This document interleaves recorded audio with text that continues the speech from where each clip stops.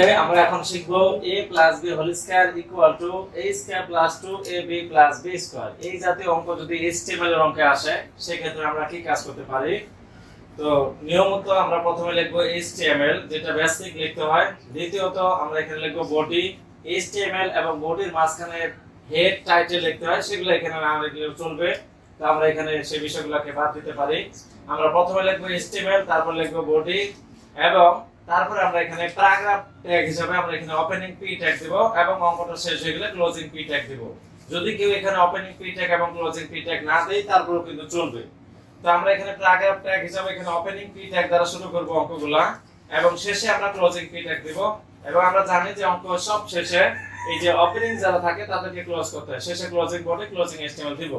তো যেহেতু এই অঙ্কে কোনো টেবিল না, এইজন্য কিন্তু আমাদের বডির পরে টেবিল বর্ডার 1 লেখা যাবে না। তো এই বিষয়গুলো আমাদের খেয়াল রাখতে লাগবে। শুধুমাত্র টেবিলের অঙ্কেই এখানে টেবিল বর্ডার 1 লিখতে হয় এবং নিয়ম মতো TSTD এগুলো ব্যবহার করতে হয়। তো এগুলো হচ্ছে প্যারাগ্রাফ জাতীয় অঙ্ক। এই ধরনের অঙ্ক আসলে প্রথমে আমরা HTML লিখব, তারপর বডি লিখব, তারপরে আমরা ওপেনিং পি ট্যাগ লিখব, দেন আমরা এবার নিয়ম মতো অঙ্ক করব। তো প্রথমে এখানে আছে a plus b whole square, আমরা প্রথমে ব্র্যাকেট সহ a প্লাস b লিখলাম।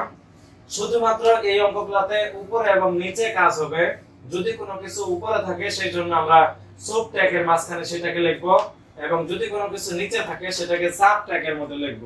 তো আমি কিছুক্ষণ পরে আমি আরো এরকম অঙ্ক শেখাবো, তখন আমি বিষয়গুলো আরেকটু ক্লিয়ার করতেছি। আপাতত এটা আমি বলি, এখানে a প্লাস b ব্র্যাকেট সহ লিখলাম। এবার যেহেতু a প্লাস b এর সমান্তরাল লেখা একদম সোজা অবস্থায় আছে, তাই আমরা এখানে a প্লাস b লিখলাম ব্র্যাকেট সহ।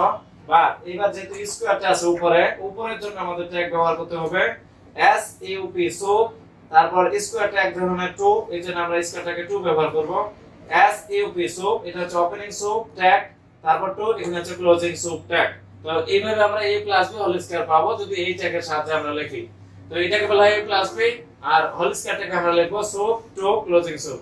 তারপর ইকুয়াল টু আছে ইকুয়াল টু a আছে a, যেহেতু এর উপরে স্কয়ার আছে স্কয়ারটাকে আমরা সুপ ট্যাগের মধ্যে লিখব, অর্থাৎ যে উপরে থাকবে তাকে আমরা সুপ ট্যাগের মধ্যে লিখব। এইজন্য আমরা এখানে ইকুয়াল টুর পরে a লিখলাম আর স্কয়ারটাকে আমরা লিখলাম সুপ 2 ক্লোজিং সুপ। এটার মাধ্যমে এই স্কয়ারটা এর উপরে চলে আসবে। এইভাবে লিখতে হয়, যদি পাওয়ার থাকে পাওয়ারের ট্যাগ এইভাবে লিখতে হয়। তো আমরা এই স্কয়ার লিখে ফেললাম। তারপর আমার এখানে জায়গা নাই, আমি এবার নিচে চলে আসব। তো নিচে আমি কি লিখব? নিচে আমি লিখব প্লাস, তারপর লিখব 2ab, তারপর লিখব প্লাস, তারপর লিখব b। তো এই যে প্লাস 2ab প্লাস b এগুলো কিন্তু একদম সোজা অবস্থা আছে, এইজন্য এদের জন্য কোনো কাজ নাই, যা আছে তাই লিখে লিখব। কিন্তু b এর উপরে স্কয়ার আছে, এই স্কয়ারটা তো উপরে আছে, এই কারণে b এর পরে আমরা লিখব সুপ 2 ক্লোজিং সুপ, যার মাধ্যমে আমাদের অঙ্কটা শেষ হয়ে গেল।